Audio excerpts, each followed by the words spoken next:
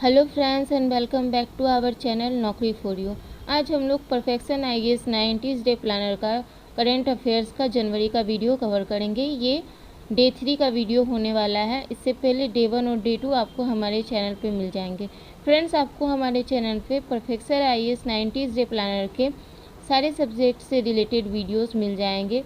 इसमें history, geography, Bihar special, science, current affairs के video uploaded हैं। अगर आपने उन्हें नहीं देखा तो आप जा कर के हमारे चैनल पे देख सकते हैं। फ्रेंड्स, एक छोटी सी रिक्वेस्ट है, अगर आपको हमारी मेहनत पसंद आ रही हो तो प्लीज़ हमारे चैनल को सब्सक्राइब करें, हमारे वीडियोस को लाइक करें और हमारा जो एक छोटा सा टारगेट है 1K सब्सक्राइबर का, उसे पूरा करने में हमारी हेल्प करें। इन वीडियोस को पूरा देखें क्योंकि ये आगामी बीपीएससी परीक्षा के लिए आपको बहुत ही हेल्पफुल साबित होंगी।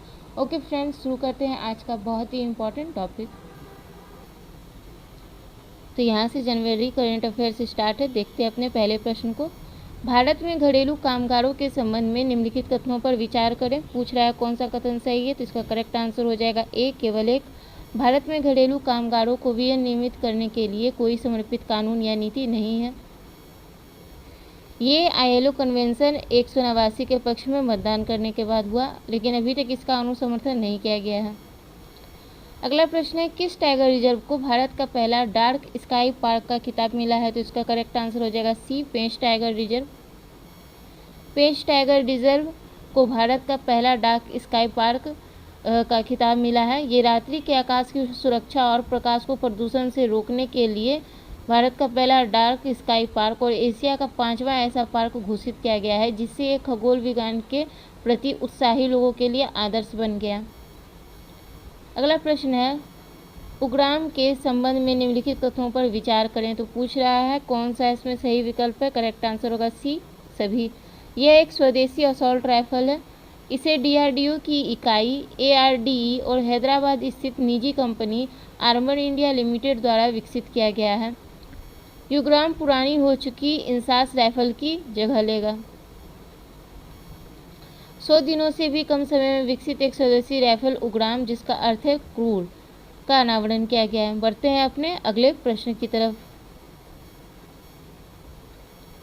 अगला प्रश्न है, आवास योजना अनुसूचित जाति अभ्युदय योजना पीएम अजय के संबंध में कथनों पर विचार करें। कौन सा कथन सत्य है, तो करेक्ट आंसर होगा बी, सिर्फ 2। आइए देखते हैं इनमें से कौन से 2 कथन सही हैं। इनको एक्सप्लेनेशन में देख लेते हैं। ये योजना सामाजिक न्याय और अधिकारिता मंत्रालय द्वारा कार्यान्वित की जाती है।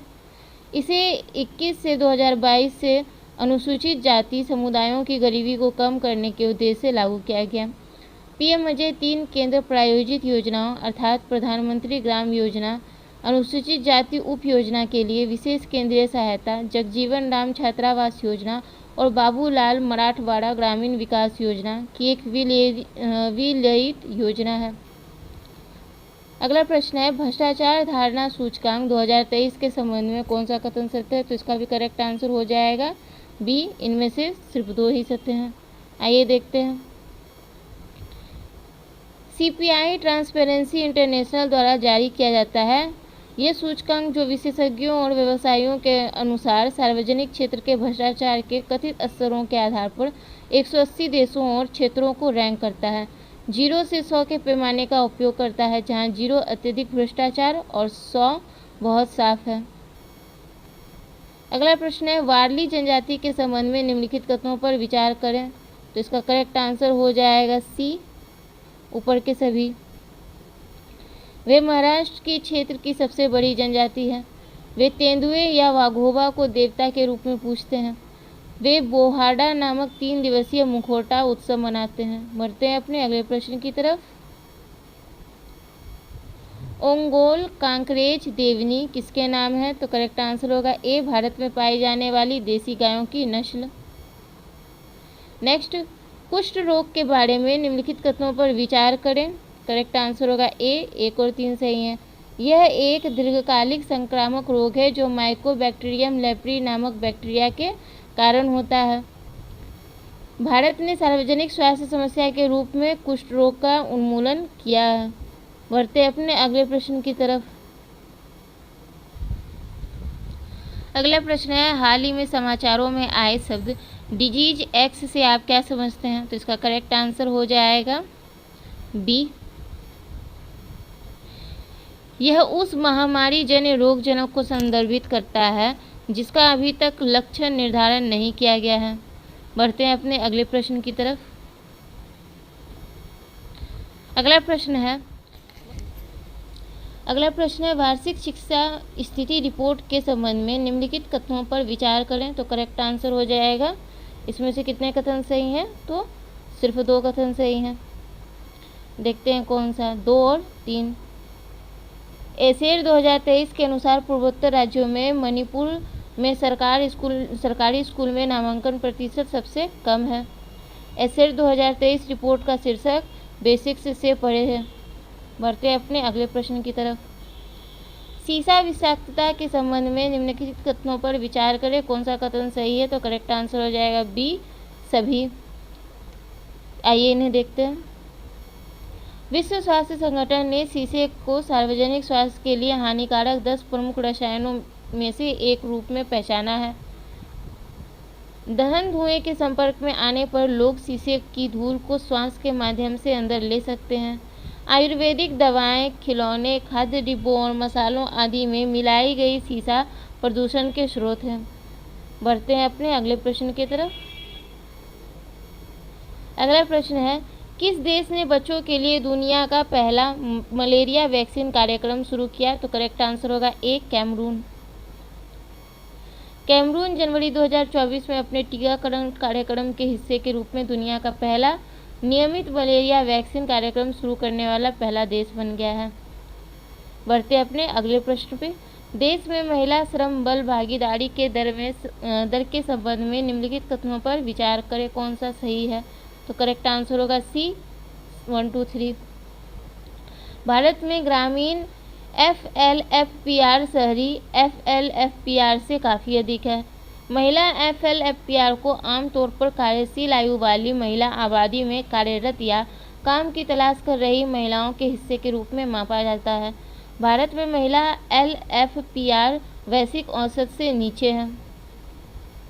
बढ़ते हैं अपने अगले प्रश्न की तरफ। हिम तेंदुए के संबंध में कितने कथन सत्य हैं? तो करेक्ट आंसर हो जाएगा सी, ये तीनों सही हैं।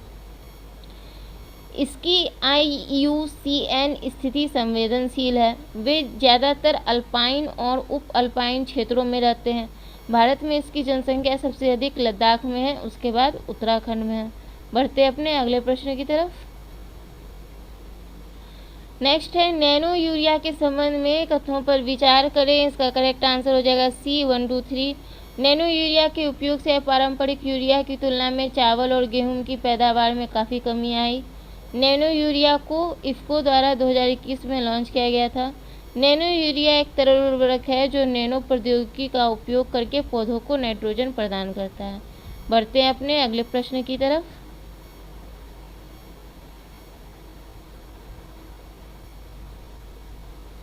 प्रधानमंत्री किसान संपदा योजना के संबंध में कितने कथन सही हैं? तो इसका करेक्ट आंसर हो जाएगा कथन 2 सही है, उसे देख लेते हैं। इस योजना का उद्देश्य खेत से लेकर खुदरा दुकान तक कुशल आपूर्ति श्रृंखला प्रबंधन के साथ आधुनिक बुनियादी ढांचे का निर्माण करना है। बढ़ते अपने अगले प्रश्न पर।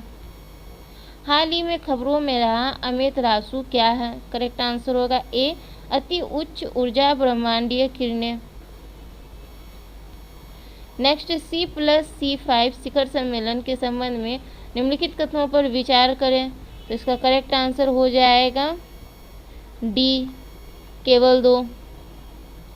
ये चीन और 5 मध्य एशियाई देशों के नेताओं के बीच एक राजनयिक शिखर सम्मेलन है। बढ़ते अपने अगले प्रश्न पर। इससे पहले देख लेते हैं इसके बारे में कुछ और इन्फॉर्मेशन। चीन ने C+C5 समूह की बैठक आयोजित की जिसमें चीन और 5 मध्य एशियाई देशों उज्बेकिस्तान, कजाकिस्तान, ताजिकिस्तान, तुर्कमेनिस्तान और किर्गिस्तान ने भाग लिया। पहला C+C5 शिखर सम्मेलन राजनयिक संबंधों की 30वीं वर्षगांठ के प्रतीक के रूप में जनवरी 2022 में मनाया गया है। नेक्स्ट है निम्नलिखित में से कौन से देश ओपेक के सदस्य हैं? तो इसका करेक्ट आंसर हो जाएगा बी, 3, 4, 5, 6। सऊदी अरब, वेनेजुएला, कुवैत, ईरान, इराक, ये सभी ओपेक के सदस्य हैं। बढ़ते हैं अपने अगले प्रश्न की तरफ। उससे पहले ओपेक के लिए कुछ और इन्फॉर्मेशन। ओपेक मुख्यालय वियना, ऑस्ट्रिया, एक अस्थायी अंतर सरकारी संगठन है जिसे 1960 में बगदाद सम्मेलन में ईरान, इराक, कुवैत और सऊदी अरब और वेनेजुएला द्वारा बनाया गया था। 2024 में अंगोला के ओपेक छोड़ने से अब सदस्य देशों की संख्या 12 रह गई। इससे पहले 2019 में कतर ने भी गैस पर ध्यान केंद्रित करने के उद्देश्य से ओपेक छोड़ दिया था। वर्तमान में Algeria, Equatorial Guinea, Gabon, Iran, Iraq, Kuwait, Libya, Nigeria, Congo गणराज्य, सऊदी अरब, संयुक्त अरब अमीरात और वेनेजुएला इसके सदस्य हैं। अगला प्रश्न है, विजय राघवन समिति की स्थापना निम्नलिखित में से किसके लिए की गई थी? तो करेक्ट आंसर होगा ए, डीआरडीओ के कामकाज की समीक्षा करने के लिए। नेक्स्ट, दिए गए राज्यों के साथ निम्नलिखित जीआई उत्पादों पर विचार करें। तो इसमें करेक्ट आंसर हो जाएगा ए, 2 और 3। रामबन अनारदाना जम्मू और कश्मीर, आदि केकीर अरुणाचल प्रदेश। सिक्की घास से बने हस्तशिल्प बिहार की कला है। ये उत्पाद हल्के, जैविक, बायोडिग्रेडेबल हैं और लंबे समय तक चल सकते हैं। रामबन अनारदाना एक बड़ी सदाबहार झाड़ी है। यह हर साल जम्मू क्षेत्र के रामबन, डोडा, राजौरी, उधमपुर, रियासी जिलों के पहाड़ी इलाकों से इकट्ठा की जाती है। मई और जून के महीने में विभिन्न स्थानों पर बेची जाती है। आदि केकीर अदरक की एक किस्म है जो अरुणाचल प्रदेश के पूर्वी सियांग और ऊपरी सियांग जिलों में पैदा होती है। यह अपने स्वाद और आकार के लिए जानी जाती है। लांजिया सौरा की पेंटिंग ओडिशा से है। कला का यह रूप लांजिया सौरा या लांजिया सोरा जनजाति से संबंधित है। सवारा है सवारा जनजाति ओडिशा के रायगढ़ जिले के पीवीटीजी में से एक है। नेक्स्ट, भारत और केन्या संबंधों के बारे में निम्नलिखित कथनों पर विचार करें। तो करेक्ट आंसर हो जाएगा इसका सी, 1 और 2 दोनों। भारत द्वारा केन्या को किए जाने वाले निर्यात में इस्पात, फार्मास्यूटिकल, मशीनरी और ऑटोमोबाइल शामिल है, जबकि केन्या द्वारा भारत को किए जाने वाले निर्यात में सोडा ऐश, सब्जियां और चाय शामिल है। भारत केन्या के सबसे बड़े व्यापारिक साझेदारों में से एक है। बढ़ते अपने अगले प्रश्न की तरफ। अंतर्राष्ट्रीय श्रम संगठन विश्व रोजगार और सामाजिक आउटलुक रुझान 2024 रिपोर्ट के निष्कर्षों के आधार पर निम्नलिखित कथनों का मूल्यांकन करें। करेक्ट आंसर होगा ए, केवल 1 और 3। वैश्विक बेरोजगारी दर 2022 में 5.1% से बढ़कर 2024 में 5.2% हो जाने का अनुमान है। रिपोर्ट में स्थिर उत्पादकता तथा बढ़ती असमानताओं को प्रमुख आर्थिक चिंताओं के रूप में रेखांकित किया गया है। बढ़ते हैं अपने अगले प्रश्न की तरफ। महाराष्ट्र में अटपाड़ी संरक्षण रिजर्व के संबंध में निम्नलिखित कथनों पर विचार करें। तो करेक्ट आंसर हो जाएगा बी, 1, 2, 4। वन्यजीव संरक्षण को बढ़ावा देने के लिए हाल ही में सांगली जिले में अटपाड़ी संरक्षण रिजर्व घोषित किया गया। यह मैनी संरक्षण क्षेत्र और मालधोक पक्षी अभयारण्य को जोड़ता है, जिससे वन्यजीव गलियारों में निरंतरता को बढ़ावा मिलता है। इस रिजर्व का उद्देश्य भेड़ियों, हिरणों, लोमड़ियों, सिवेट और खरगोश सहित विभिन्न प्रजातियों को संरक्षित करना है। बढ़ते अपने अगले प्रश्न की तरफ। तमिलनाडु ब्लू कार्बन एजेंसी के बारे में कौन से कथन सत्य हैं? तो करेक्ट आंसर होगा ए, केवल 1 और 3। तमिलनाडु सरकार ने मैंग्रोव, कोरल और समुद्री घास जैसे तटीय पारिस्थितिकी तंत्रों की बहाली के लिए तमिलनाडु ब्लू कार्बन एजेंसी की शुरुआत की। इस परियोजना को विश्व बैंक से अंतर्राष्ट्रीय वित्त पोषण प्राप्त है, जो इसके महत्व और पैमाने को उजागर करता है। बढ़ते अपने अगले प्रश्न की तरफ।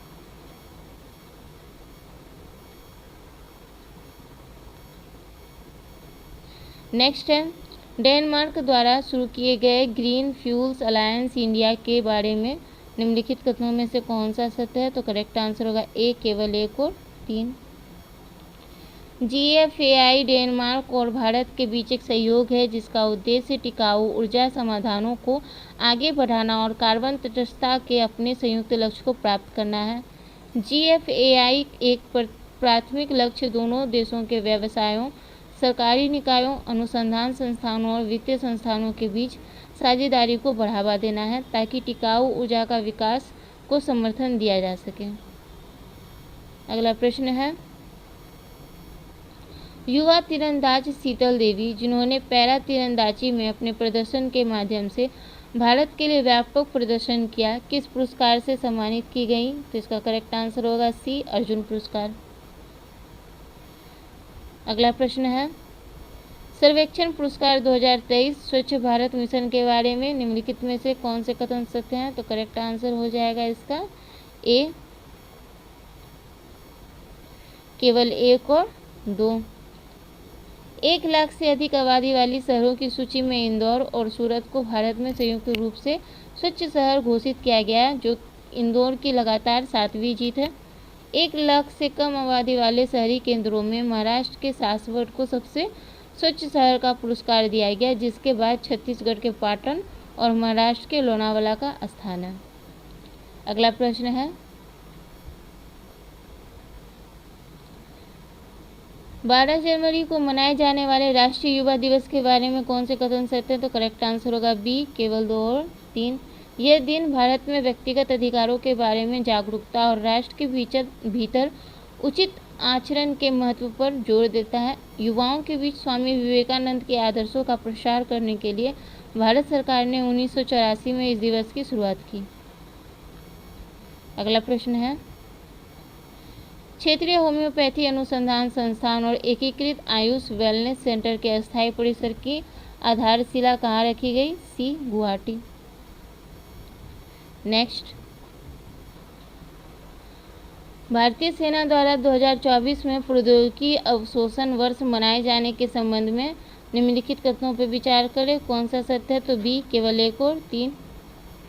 यह पहले घरेलू रक्षा उत्पाद के सहयोग से अपनी परिचालन और रसद क्षमताओं में परिवर्तन लाने के लिए प्रौद्योगिकी का उपयोग करने की भारतीय सेना की प्रतिबद्धता को रेखांकित करती है। इस परियोजना का उद्देश्य अत्याधुनिक 5G प्रौद्योगिकी का उपयोग करके सुरक्षित संचार प्रदान करना तथा भारतीय सेना के सेवानिवृत्त सैनिकों को पुनः कौशल प्रदान करना और रोजगार उपलब्ध कराना है। 1 और 3। बढ़ते हैं अगले प्रश्न की तरफ। हेनले पासपोर्ट इंडेक्स 2024 के संबंध में कौन सा सत्य है? तो करेक्ट आंसर होगा ए, 1 और 3। 2024 हेनले पासपोर्ट सूचकांक के अनुसार जापान और सिंगापुर पासपोर्ट सबसे शक्तिशाली हैं। ये दोनों देश विश्व भर में 194 गंतव्यों तक वीज़ा मुक्त पहुंच प्रदान करते हैं।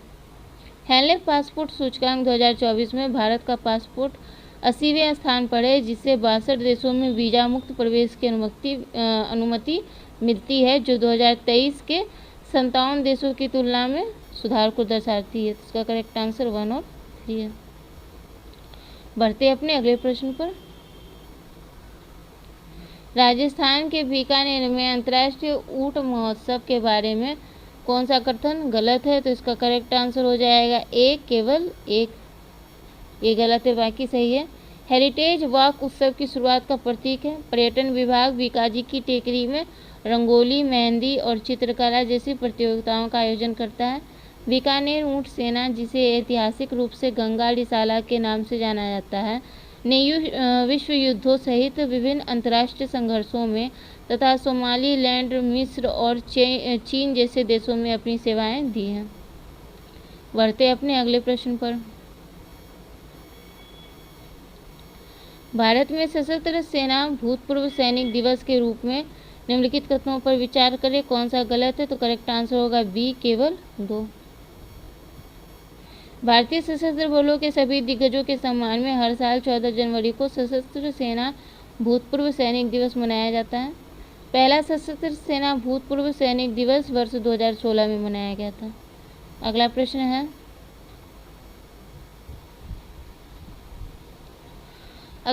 है, प्रसिद्ध कवि मुनव्वर राणा, जिनका हाल ही में 71 वर्ष की आयु में निधन हो गया, मुख्य रूप से किस भाषा में लिखते थे? करेक्ट आंसर होगा बी, उर्दू। अगले प्रश्न है, CSIR CRRI के मार्गदर्शन में NH-66 मुंबई गोवा पर निर्मित 1 किलोमीटर लंबे 4 लेन वाले स्टील स्लैग रोल खंड का क्या महत्व है? तो इसका करेक्ट आंसर हो जाएगा सी।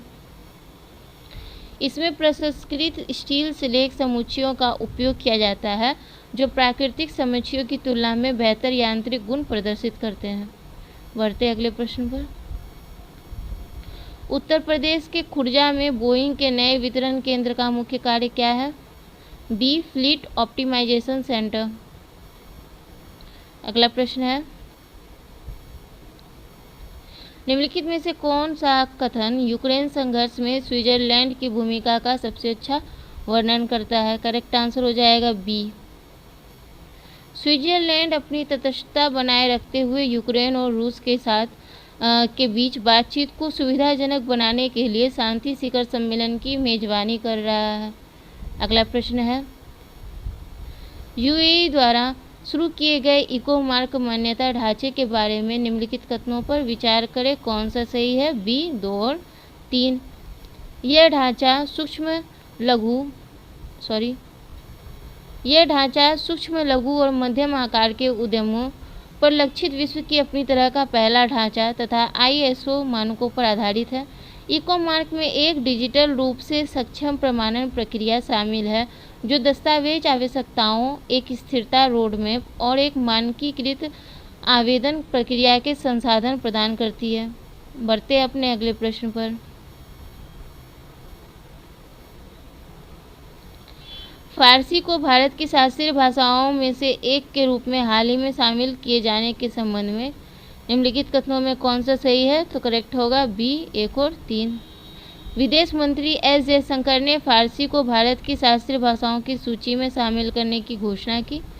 भारत में किसी भाषा को शास्त्रीय भाषा घोषित करने के मानदंडों में कम से कम 1500 से 2000 वर्षों का लिखित इतिहास, समृद्ध प्राचीन साहित्य तथा आधुनिक रूपों से उसकी भिन्नता शामिल है। अगला प्रश्न है, उपराष्ट्रपति जगदीप धनखड़ द्वारा विमोचित पुस्तक fertilising the future march towards fertiliser self sufficiency of India का फोकस क्या है? बी, उर्वरक उत्पादन में आत्मनिर्भर बनने की दिशा में भारत का मार्ग।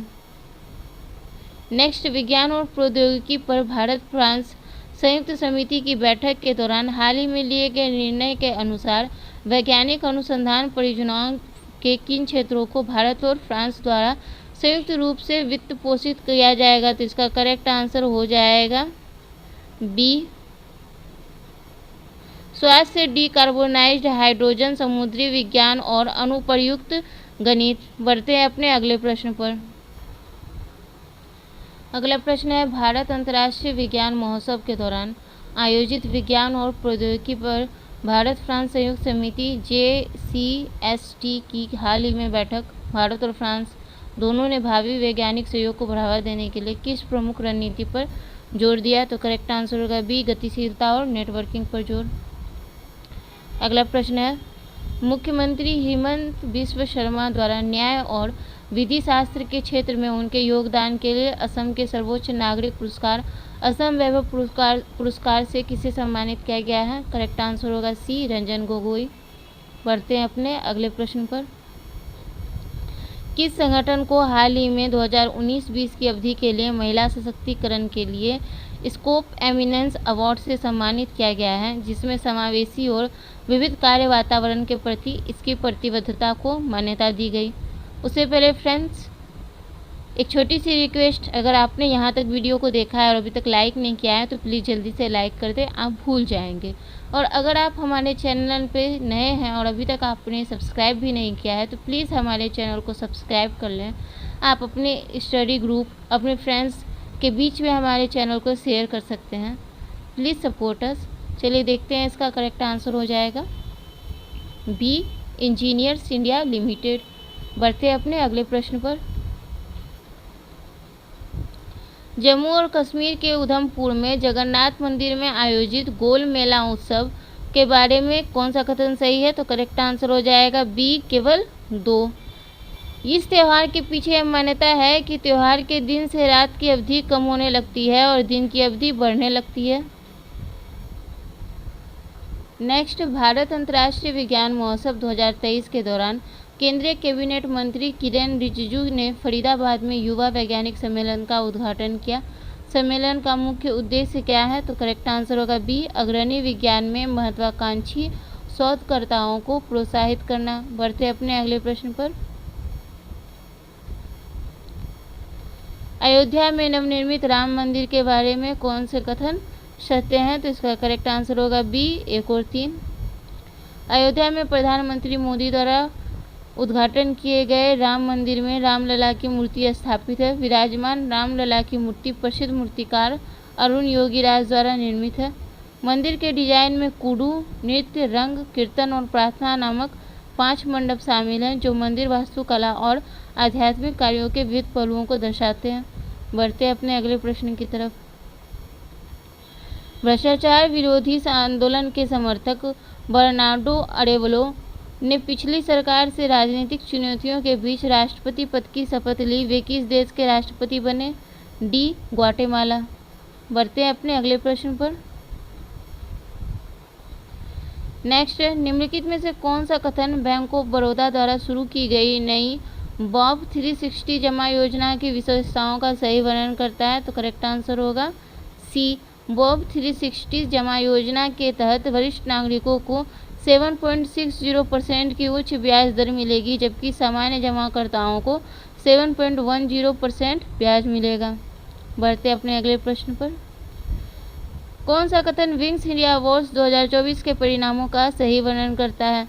सी, बेंगलोर और दिल्ली हवाई अड्डों को संयुक्त रूप से सर्वश्रेष्ठ हवाई अड्डे का पुरस्कार मिला। अगला प्रश्न है, पुस्तक असम का बहादुर लचित बरफुकन के संबंध में कौन से कथन सही हैं? तो करेक्ट आंसर होगा ए, केवल 1 और 3। पुस्तक असम का बहादुर लचित बरफुकन श्रीमंत शंकरदेवा अंतर्राष्ट्रीय सभागार गुवाहाटी में अमित शाह ने विमोचित किया। लाचित बरफुकन को भारत में एक राष्ट्रीय नायक के रूप में मान्यता प्राप्त है और पुस्तक का उद्देश्य व्यापक भारतीय पाठकों के समक्ष उनके योगदान और वीरता को उजागर करना है। बढ़ते अपने अगले प्रश्न पर। 23 जनवरी को मनाया जाने वाला पराक्रम दिवस किस बात की याद दिलाता है? तो करेक्ट आंसर होगा बी, पराक्रम। यह दिवस नेताजी सुभाष चंद्र बोस की जयंती और भारत की स्वतंत्रता में उनके योगदान के सम्मान में मनाया जाता है। अगला प्रश्न है, डॉक्टर बी आर अम्बेडकर की दुनिया की सबसे ऊंची प्रतिमा, जिसे न्याय की प्रतिमा के रूप में जाना जाता है, किस शहर में स्थित और कुर्सी सहित इसकी कुल ऊंचाई कितनी है? तो इसका करेक्ट आंसर हो जाएगा बी, विजयवाड़ा, और ऊंचाई हो जाएगा 206 फीट। बढ़ते हैं अगले प्रश्न पर। प्रधानमंत्री मोदी द्वारा शुरू की गई प्रधानमंत्री सूर्योदय योजना के बारे में कौन से कथन सही हैं? तो करेक्ट आंसर होगा बी, 1 और 3।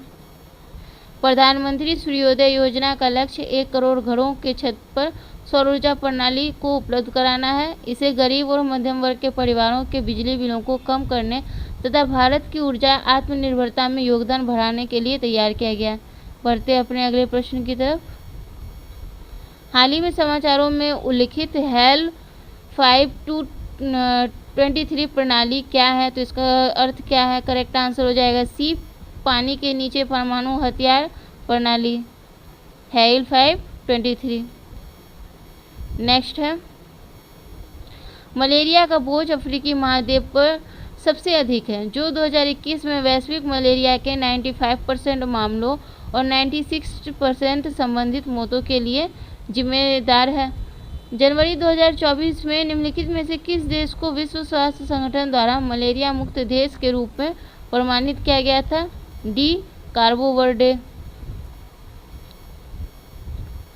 अगला प्रश्न है, यूपी गौरव सम्मान प्राप्त करने वाला डॉक्टर रितु कड़िधाल श्रीवास्तव और नवीन तिवारी के बारे में निम्नलिखित कथनों का मूल्यांकन करें। सही विकल्प चुनें। तो करेक्ट आंसर हो जाएगा बी, 1 और 3 सही है। डॉक्टर रितु कड़िधाल श्रीवास्तव भारत के मंगल ऑर्बिटर मिशन मंगलयान की सफलता में महत्वपूर्ण भूमिका निभाई थी और उन्होंने इसके उप परिचालन निर्देशक के रूप में काम किया था। नवीन तिवारी का मोबाइल विज्ञापन तकनीक प्लेटफॉर्म उत्तर प्रदेश के स्थानीय व्यवसायों को अंतर्राष्ट्रीय बाजारों से जोड़ता है और इसका उपयोग दुनिया भर में 40 करोड़ से अधिक स्मार्टफोन पर किया जाता है। बढ़ते हैं अगले प्रश्न पर। हट्टी के संबंध में निम्नलिखित कथनों में कौन सा सही है? तो करेक्ट आंसर देखते हैं। इसका करेक्ट आंसर हो जाएगा बी, केवल 2। वे खुम्बली नामक एक पारंपरिक परिषद द्वारा स्थापित होते हैं। बढ़ते हैं अगले प्रश्न पर। हाल ही में समाचारों में आई मधिका भाषा से संबंधित निम्नलिखित कथनों पर विचार करें। तो करेक्ट आंसर हो जाएगा डी। यह केरल के चकलिया समुदाय द्वारा बोली जाती है। यह मधिका के अंतिम धारा प्रवाह वक्ता है। इसकी कोई लिपि नहीं है। बढ़ते हैं अगले प्रश्न पर। इनइक्वालिटी इंक रिपोर्ट में धन में असमानता और दुनिया भर में असमानता में योगदान देने वाले प्रणालीगत मुद्दों पर प्रकाश डाला गया है। इसे किस संगठन द्वारा जारी किया जाता है? ए, ऑक्सफैम। अगला प्रश्न है गर्भाशय ग्रीवा कैंसर के बारे में निम्नलिखित कथनों पर विचार करें। असत्य कथन पूछ रहा है तो इसका करेक्ट आंसर हो जाएगा सी, 2 और 3। ये दोनों गलत हैं। यह भारत में महिलाओं में होने वाला दूसरा सबसे आम कैंसर है। भारत में महिलाओं में सर्वाइकल कैंसर सबसे आम प्रकार के कैंसर में से एक है, क्योंकि एचपीवी के लिए टीके उपलब्ध हैं, जो सर्वाइकल कैंसर का एक प्रमुख कारण है। तीसरा भी कथन गलत है, क्योंकि सर्वाइकल कैंसर रोटा वायरस के कारण नहीं बल्कि ह्यूमन पेपिलोमा वायरस के कारण होता है। बढ़ते हैं अपने अगले प्रश्न पर। कौन सा युग्म सुमेलित है? करेक्ट आंसर होगा ए, 1, 2, 4। Japan slim mission, Bharat Aditya L1, चीन तियानवेन। अगला प्रश्न है इनमें कौन सा नीति आयोग द्वारा प्रकाशित किया जाता है? करेक्ट आंसर हो जाएगा ए, 1 और 2। लीड्स विभिन्न राज्यों में रसद सुगमता, राष्ट्रीय MPI। बढ़ते हैं अपने अगले प्रश्न पर। निम्नलिखित में से कौन सा देश ब्रिक्स का सदस्य नहीं है? तो करेक्ट आंसर हो जाएगा सी, अर्जेंटीना। ब्रिक्स समूह में ब्राज़ील, रूस, भारत, चीन, दक्षिण अफ्रीका शामिल है। 1 जनवरी 2024 को ब्राज़ील, रूस, भारत, चीन, दक्षिण अफ्रीका से मिले बने अंतर्राष्ट्रीय संगठन ने 4 नए सदस्यों को स्वीकार किया, जिसमें मिस्र, इथियोपिया, ईरान और संयुक्त अरब अमीरात भी हैं। अभी तक अर्जेंटीना इस समूह का सदस्य नहीं है। अगला प्रश्न है बोल रहा है निम्नलिखित कथनों पर विचार करें। तो इसका करेक्ट आंसर देखते हैं। इसका करेक्ट आंसर हो जाएगा ए, केवल 1 और 4। भारत में विश्व में दालों का सबसे बड़ा आयातक एवं उपभोक्ता है। मध्य प्रदेश, महाराष्ट्र, राजस्थान, उत्तर प्रदेश और कर्नाटक प्रमुख दाल उत्पादक राज्य हैं। बढ़ते हैं अपने अगले प्रश्न पर। नेक्स्ट है हाल ही में समाचारों में देखे गए सिसिल पौधों के संदर्भ में कौन सा कथन सही है? तो करेक्ट आंसर होगा ए, ऊपर के सभी। सिसल पौधे भारत में स्थानिक हैं। इनका उपयोग रस्सी, कागज, कपड़ा, जूते आदि बनाने के लिए किया जाता है। वैज्ञानिकों ने सिसल के पत्तों से अत्यधिक अवशोषक पदार्थ बनाने की विधि विकसित की है, जिसका उपयोग सैनिटरी नैपकिन में किया जा सकता है। यह एक मरूदभित्तीय, एक फलीय, अर्ध बारहमासी पत्ती रेशा उत्पादक पौधा है। बढ़ते अपने अगले प्रश्न पर।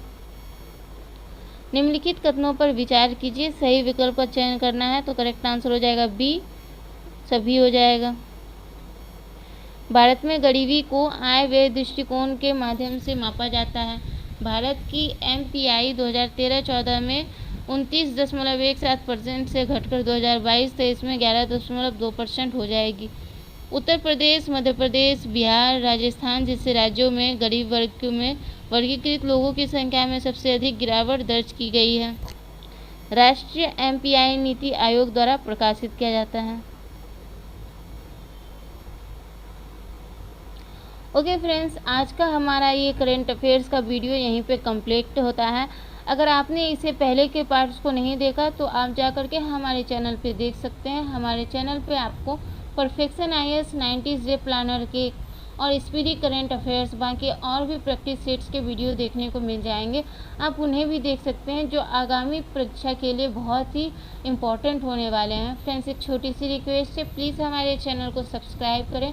हमारी मेहनत पसंद आ रही है तो आप हमारे वीडियोस को भी लाइक करें और कमेंट करके बताएं आपको और भी कौन से टॉपिक से रिलेटेड वीडियोस चाहिए। जुड़े रहें हमारे चैनल से। Keep supporting us and subscribe our channel नौकरी for you. Thank you friends, bye, जय हिंद।